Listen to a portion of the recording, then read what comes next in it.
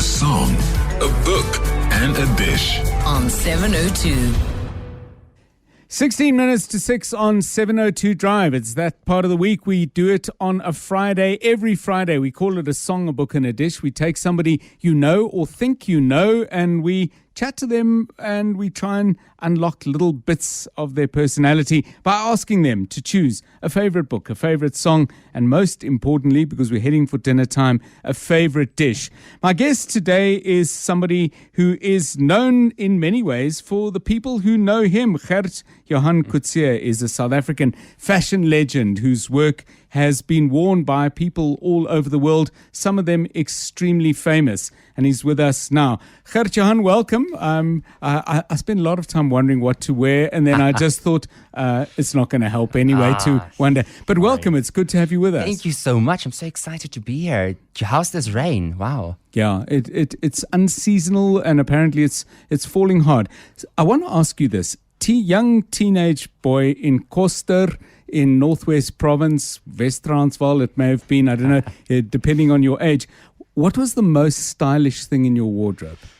You know what? I think growing up on the farm, you always have to kind of try and create your own fashion. I don't really think fashion was a thing for me or my family. They kind of always dressed nice, but I was the fashion lover. So it was really about cutting up T-shirts, painting things, kind of like making things my own. And with the lack of resources, you tend to be so much more creative, and you have to just really think outside of the box and create your own style. So when your mother saw you...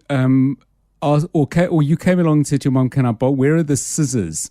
Did she immediately try and disarm you, knowing that you would be using them not for a school project, but to actually cut up a perfectly good T-shirt in her view? You know, I think they kind of bred a young fashion designer. It was always like kind of this idea that I was going to be this famous fashion designer one day. And that's what they made me believe from a young age. If you asked me what I was going to be when I grow up, I said I was going to be a famous fashion designer or a famous seamstress. I wasn't even sure it was called a fashion designer back then.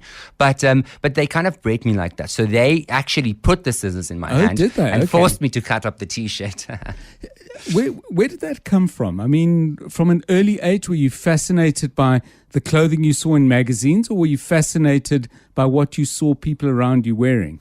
You know what? I was always fascinated about weddings and the glamour of a bride and the whole theater around it. And that inspired me. And I think that is why still today, my brand is pretty much built around red carpet glamour. It's really that big moment in your life where you as an individual gets to shine and you get to tell the world who you are by the things you wear in your back. So I find that so inspiring as a child. And that is really what the essence was of this African couture brand of mine. So Koster Primary, what would your school reports have said? Horrible. I hated school. I hated being there. I hated every moment. I didn't want to be. Did the school hate you? I mean, what did they say?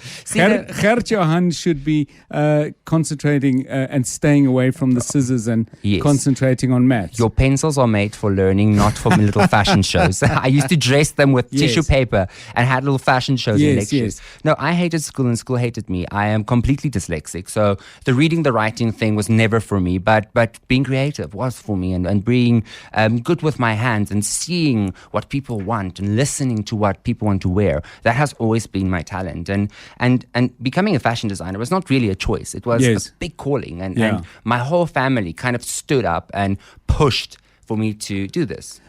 Why do you think they did that? I mean, your dad was was he a cattle farmer or in the cattle business? He's still a cattle farmer business. Cattle farmer. Your mom a physiotherapist, and your sister went on to study the same thing. Your brother went into business. What do you think it was about them? Because it would sound like you are hugely appreciative of the way they embraced and in fact encouraged a passion that was taking shape of you in a very early age.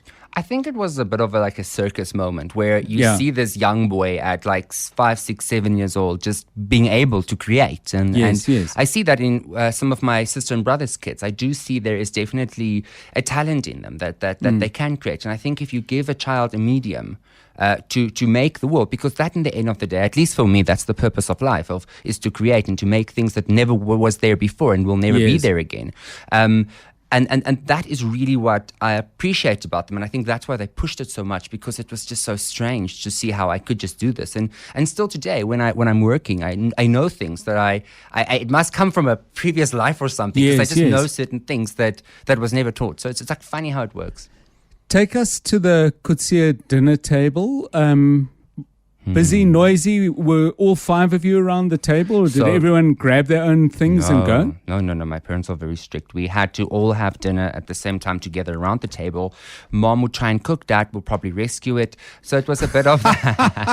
Does she know this? Is she listening? She loves her cooking, but all of us always poke fun at her cooking. She's okay with cooking, but my dad was really the cook. And growing up on the farm, the only free thing that we could eat was meat. So that's why I still today, I eat meat, but I don't love it that much, because it was the only thing when I grow up. It was meat or meat or meat or meat. Very African. So we asked you for a choice of dish. You didn't narrow it down any further than pasta. So would that be pasta with vegetables? And what kind of cook are you?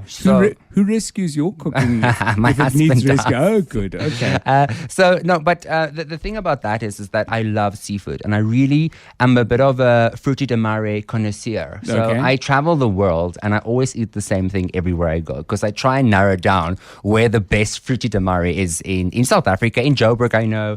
In South Africa, I know. And then in the world, wherever I go, I kind of try the same dish to really pinpoint where the best version of it is. And I make a mean one, and that's what I love to eat all the time. So fish and pasta and things like that.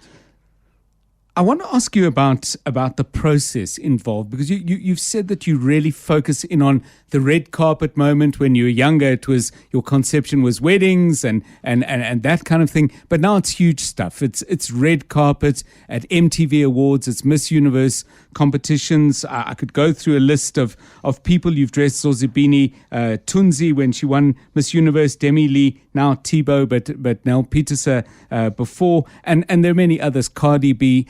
When someone says, I want you to dress me for this big event, do you start with the event? Do you start with a person? What's the process? Share it with us and I would assume it's not always identical. Yeah, it's always different. Depends what I design for. But say I design for you, for instance. Okay. It's really important for Tough me to... ask, but let's do it. It's really important for me to understand you and really read you as a person. And then I think the most important thing is that you feel seen and you feel listened to. And what I want to do is I want to tell a story through fashion by collaborating with you. So it's important to me that the wearer of the clothes, especially when it comes to custom things, because custom things are wildly expensive because it takes months and months to make them. It's very important that the customer is there every single step of the way. So if you're dressing Cardi B for an event in the US, will you go there and be there, or is this all done with the two of you on different continents? Yeah, it depends also again from scenario to scenario. Like when I dressed Oprah Winfrey, she called me and we had a WhatsApp chat. And with Cardi, I worked with her stylist. They saw some things in my collection that they appreciated, and they asked for a custom version of that in a certain color tone. So of course we created that for her, and that is really the business of bespoke couture, and that is really to be able to offer that service to VIP customers, where they can actually look at the current collection and really find their voice in it. And then by sitting down with me, really unpacking what their voice would be in that and what's the story that they want to tell. Because without meaning and purpose, clothes means nothing. It really needs to tell something about yourself and really resonate what you want to say to the world about yourself. How do you decide what you're going to wear in the morning? Me, myself, it's planning, hey? I probably first start with the bag I'm going to wear. Okay. And then I kind of like play around what's going to go with the bag. And obviously I am very active, so I have to be comfortable. So it's all to do with that. And then I just think that when I walk into the room, people must know I'm there. Yeah. So I dress to respect and to impress.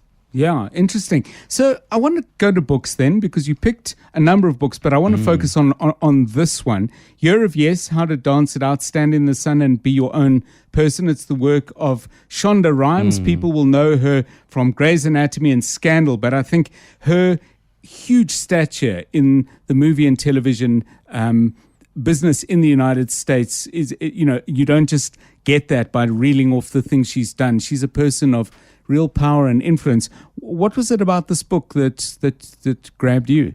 You know what? I think it's just really about not necessarily her specific story, but how many people can relate to her story, and how she broke the glass ceiling and made space for others, and how that is now the new normal of powerful women in television. And I think that is so inspiring, and I really just resonated with the positivity that she went through, and I think all of us needs to kind of read that book or our favorite, more spiritual, more deeper books with deeper meanings that you really can think about and reflect on, and then see how it can influence our lives. I mean, she's a phenomenal woman. I mean, you come over, Gert, incredibly positive, but have you had your own periods in your life where you weren't saying yes, where you weren't standing in the sun, where you needed either someone else or yourself to say, actually, you know what, we've got to recharge this, refuel?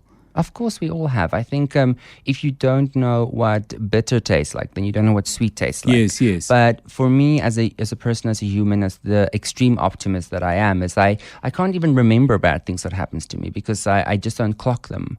I don't paint them on my canvas of life. I like to paint the pretty things and remember the pretty things. You've described the process of dressing someone and of creating something that they can wear. And it sounds smooth, but I would assume it can get choppy where they say, I mean, I'll use a silly example. I really want it to be blue, and blue ain't going to work. How do you resolve these things? Are you an incredibly skilled diplomat, or are you a great persuader? You know what? I think by the time that we are in the consultation room, yes, I've worked hard to be able to have a reputation of dressing women for the best they possibly can look, and 99.999% of the time, we collaborate. So it's kind of like not my decision or your decision, it's our decision. And then we're both happy. And if a color really doesn't suit you, then I'll tell you. And then all the time they will understand. And I tell you exactly why, and I would make 5 other suggestions of what would be better instead. We're going to play your choice of song in a moment, and I'll tell people what it is. But while you're working, do you have music in the background? And if so, what? I listen to audiobooks. Oh, do you? Yeah, okay. Yeah, I don't really listen to music. But I mean, music every so often is good, but mostly books. Okay, interesting. I'm a great audiobook lover, and you do have to concentrate, but you've obviously, it's in your process, it's there, but you're in the moment and the work you're doing. You've picked Cardi B. Is that because this is an absolutely special song, or does it to some extent chime with the fact that you've had a relationship with her? I think definitely because I've had a relationship with her, but also I think the song is just so spiteful and opulent and uplifting, and just makes you want to go out there and get that, you know, not necessarily money, but whatever money represents. I think that's very important to understand. Can you sing? No. Lyra did say she can teach me to sing if I really, really, really wanted to. Anybody can sing. But she didn't really want it to be taken up on that offer. So she said this to you, I can teach you to... what she means is I could teach you to sing. But I don't want to. But maybe she's not saying that she can. So many, many thanks. Gert Coetzee joining us to talk about fashion and life and music and food. And speaking of music, here's Cardi B. This one's from 2018. It's 5 years old. People who love her will say it's just got better and better with each passing year. It's called Money. I get raw chills, 10 different looks, and my lips so kill. I kiss them in the mouth, I feel all grills. Heat in the car, that smells on wheels. Woo! I was born to flex, diamonds on my neck. I like boarding jets, I like more than sex. But nothing in this world that I like more than checks. Money. All I really wanna see is the money. I don't really need a D, I need the money. All I bad need is the money.